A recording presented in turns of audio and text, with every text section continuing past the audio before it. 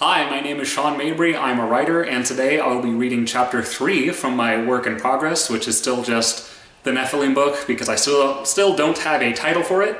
Chapters 1 and 2 are up here on my YouTube channel as well, so you can go back and watch them first if you haven't gotten to this part yet. And like with those videos, I will also post a link in the description to my blog where you can actually read the chapter along with me as I'm reading. One more kind of cool, fun, personal thing is that today is the first time I ever donated blood in my whole life. And so I have my little green first-timer sticker right up there, and I've got the really cool armband. And yeah, it was really fun. Everything went just perfectly. I didn't get woozy or anything, didn't feel weird about the needle. And yeah, I'm really proud that I got to give back in that way, and I hope it helps somebody not die, because that's usually, when a blood transfusion happens, it's usually so somebody doesn't die. So anyway, here's chapter 3 of the Nephilim book. As soon as my phone gets out of the lock screen. Chapter 3. KDL stares into the lake again. This time he keeps himself in human form.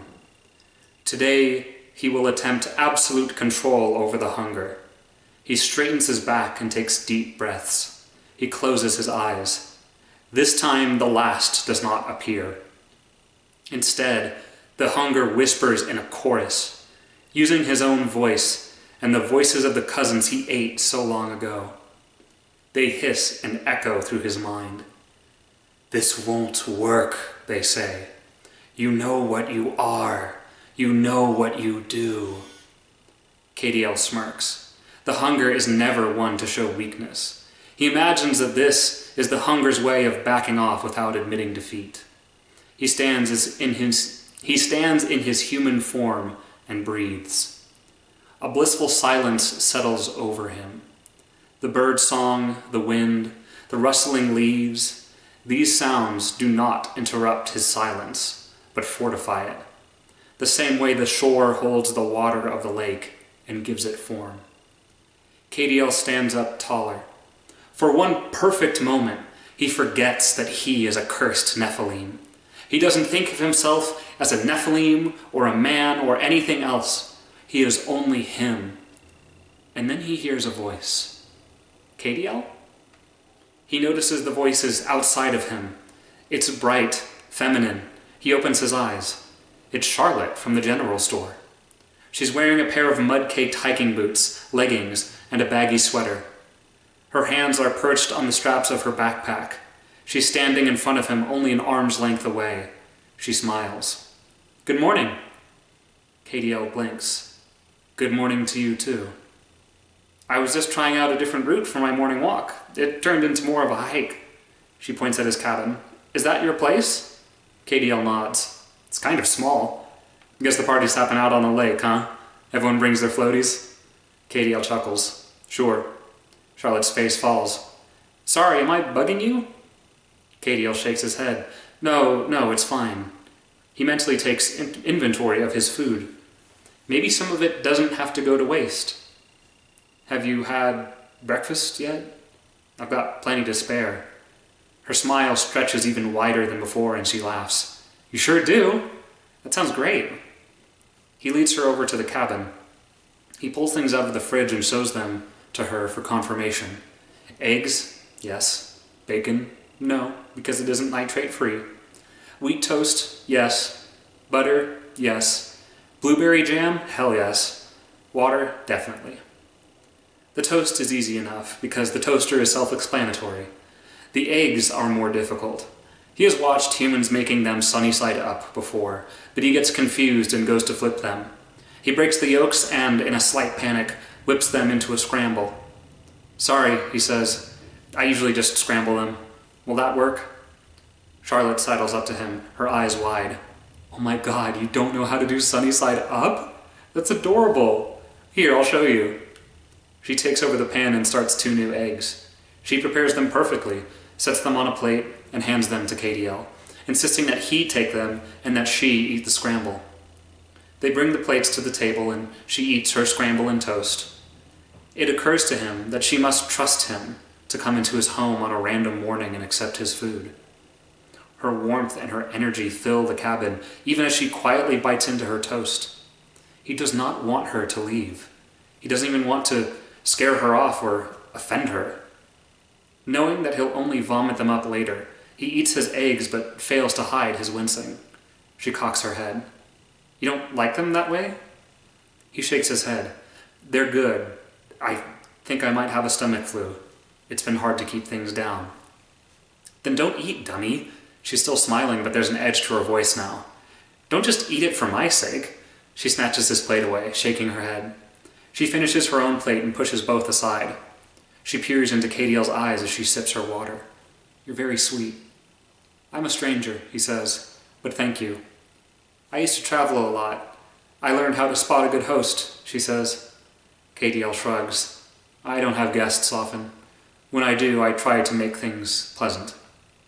About that, she says. How come I only ever see you at the store? Feels like you've been around forever, but I never see you anywhere. What do you do up here all day? Really? I reflect. I'm working on changing myself. I need to be alone for that. For the first time, Charlotte frowns. What do you need to change? Cadiel tells himself she doesn't need to know. It won't do her any good. Her life is simpler than his. She is kind and happy and warm. She worries about temporary things, things like hobbies and jobs and boyfriends. Her nipples are pink. Soft, blue veins radiate out across her breasts, the same way they run through her hands. 2 hip bones draw sharp ridges to accent the gentle slope of her belly. When she spreads her legs, Cadiel grits his teeth. I need to change me, he says. I'm the only one who can do it, so I do it alone. Charlotte leans back in her chair. I mean, you do you, but whatever you're struggling with, there are probably people who can help. People can't help, he says. People are part of the problem. His skin itches. His neck muscles tense. He needs her to stay. He wants her to leave. Yeah, people kind of suck. He cuts her off. No, listen. What do you think when you look at me? She pauses to look him over. When she speaks, her voice is still bright, but shaded with caution. I think you're really hot, and I wonder if you're lonely. Seems like a weird combo, but, you know. So you want to have sex with me? She frowns harder and leans back further. I don't know. The hunger is laughing quietly, almost inaudibly. Cadiel leans forward. Do you think it's exciting when a man takes control of you? She shifts in her seat. You do, he says. Almost all of you do, until you don't. You have a line you don't want crossed. I know, because I've found it and crossed it more times than I can count. She slowly stands up. It's been a long time, he says. The last time was long before you were born. I swore off that life. That's why I stay alone up here. He stands up too. She picks up her backpack and backs up to the door. She is trembling. Her eyes are watering. This gives Cadiel no joy whatsoever. The hunger hisses with delight. Cadiel proceeds, telling himself he has the upper hand. Do you know what makes me different? He says. Do you know why you felt safe coming up here? She shakes her head. I don't know. I don't feel safe anymore. Good, he says. You shouldn't. I'm different because I'm the only one who knows I'm a monster. I know that, and I'm trying to change it. But right now, I'm still a monster.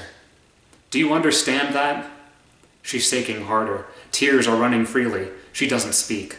He hears the scrape of the doorknob twisting open. He slams his fist on the table, cracking the wood. I'm a monster! She throws open the door and bolts, sobbing as she runs.